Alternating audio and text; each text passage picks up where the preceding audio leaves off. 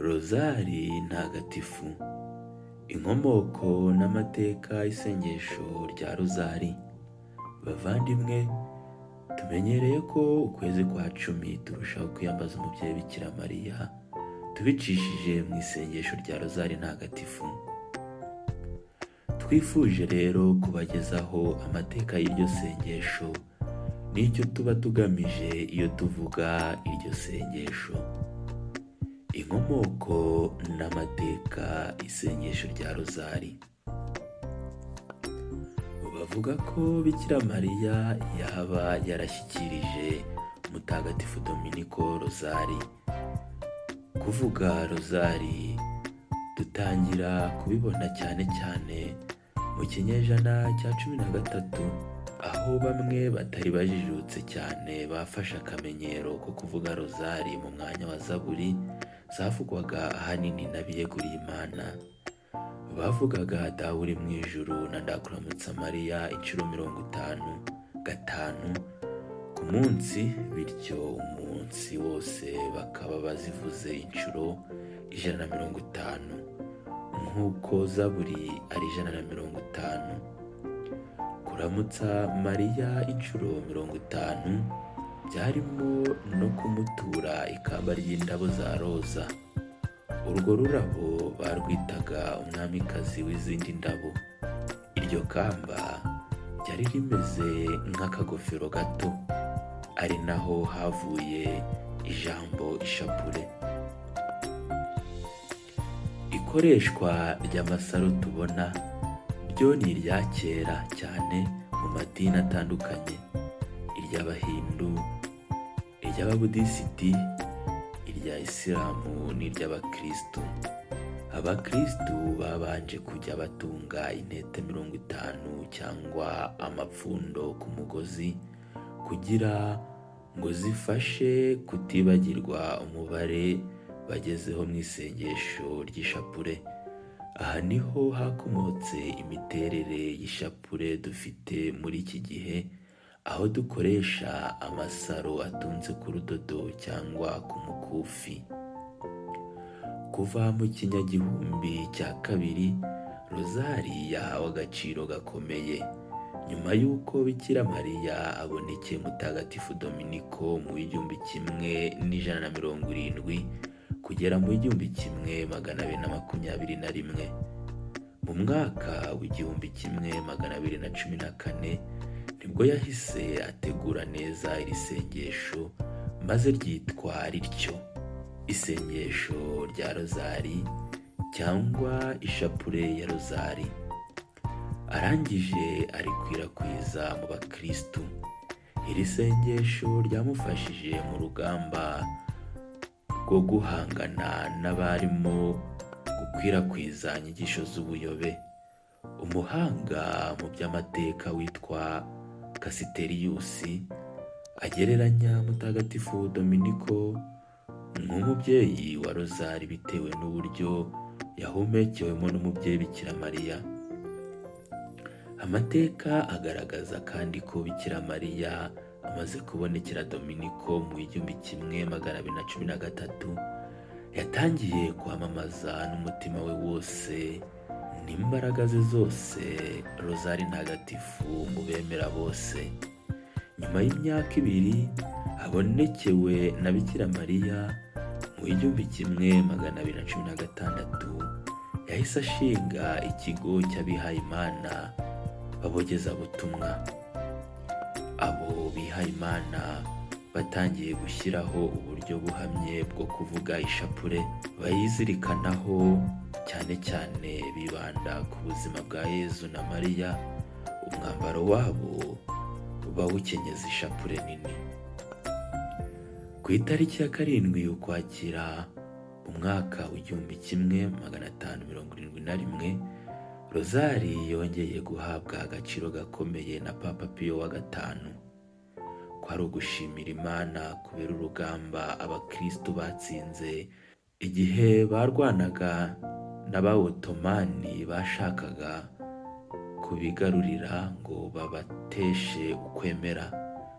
Uyu munsi waje kwemerwa kuri kalendari ya liturujiya ya Roma mu 1716 na Papa Kirimeni wa 11. Kuri iyo tariki kandi yahise iba itariki ngarukamwaka itwibutsa Bikira Mariya umwamikazi wa Rozari, maze igahuza n'umunsi w'abakristu baganjije ababarwanyaga.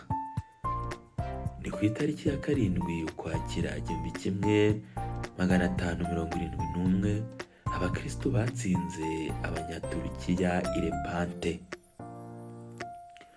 Uruhererekane rwa Kiliziya ruvuga ko abakristu batsinze urwo rugamba babikesheje kuvuga rozari. Mu mwaka w'1886 Papa Leo wa 13 ukwezi kwa 10 yakweguriye rozari. Kubera amabonekerwa yabereye i Lourdes mu kinyejana cya 19, abakristu bashishikarijwe cyane kuvuga ishapule. Hashize igihe kirekire hakoreshwa amibukiro yo kwishima, ay'ishavu n'ay'ikuzo.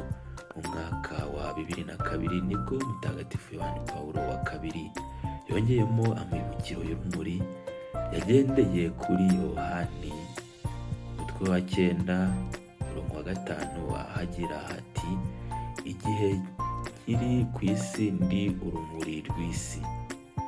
Kongera amibukiro y'urumuri muri rozari byarushijeho kuba byiza, byatumye muri rozari tuzirikana ku ivanjiri yose, aho tubwirwa ukuvuka, imibereho n'ubutumwa, urupfu n'izuka bya Nyagasani Yezu, kandi abamwizera tukaba tumutegerejeho igihe azazira yuje ikuzo. Uwo mwaka guhera mu kwezi kwa 10 kwa 2002 kugeza mu kwa 10 kwa 2003 wahariwe rozari. Abakristu benshi batanga ubuhamya bw'ukuntu kuvuga rozari cyangwa ishapule byabamariye mu buzima bwabo, cyane cyane aho rukomeye. Intego mu kuvuga rozari. Intego ya rozari nk'uko Papa Yohani Pawulo wa II yabyibukije mu mwaka wa rozari, ni ukwifatanya na Bikira Mariya mu kurangamira uruhanga rwa Kristu. Kuvuga rozari cyangwa ishapule ni ikintu cyiza, bidufasha kurangamira ugucungurwa kwacu dufatanyije na Mariya. Si ugusenga Mariya, ahubwo ni ugufatanya nawe gusenga, kuko umubyeyi aba hafi y'abana be. Muri rozari cyangwa ishapule dufatanya na Mariya kurangamira urukundo rw'Imana yadukunze muri Yezu Kristu. Isengesho rya rozari cyangwa ry'ishapule ridushyira twese mu rwego rumwe: abana, abasore n'inkumi, abagabo n'abagore, abasaza n'abakecuru, abakomeye n'aboroheje. Twumva ko twese turi hamwe n'umubyeyi Mariya, twarazwe na Kristu ku musaraba. Kimwe mu kigira isengesho rikomeye, wenda bamwe bakaba barisuzugura, nuko mu buryo riteye ntawavuga ngo ntiyabasha kurimenya. Hari abirata bakavuga ko iri sengesho ari iry'abakecuru cyangwa ngo nta mwanya baribonera. Tumenye ko Imana ikunda abiyoroshya bakemera guca bugufi, kuko burya ari nako bateye, dore ko Imana yonyine ariyo nkuru kandi idahangarwa, ikaba yaremeye guca bugufi idusanga. Kutagira umwanya w'isengesho ni ukwemera kuri hasi cyane. Waburira ute umwanya uwakugabiye ubugingo? Mu gusenga wifashishije rozari, twirinde guhubuka nk'abarangiza umuhango. Muri rozari tugiye tuzirikana aya magambo ya Mutagatifu Yohani Pawulo wa kabiri. Isengesho rya rozari ritazirikanyweho ngo habeho gushengerera no kurangamira Kristu ryaba rimeze nk'umubiri utagira roho. No kurivuga wirukanka ugira ngo urangize umuhango byaba bitandukanye n'ibyo Yezu avuga agira ati, igihe musenga ntimugasukiranye amagambo nk'abapagani batazi Imana, bibwira ko amagambo menshi ariyo atuma bumvwa neza. Nsoreje kuri aya magambo matagatifu aho Yezu yishimira abaciye bugufi bashyikiriye ubukungu burenze ubw'abanyabwenge.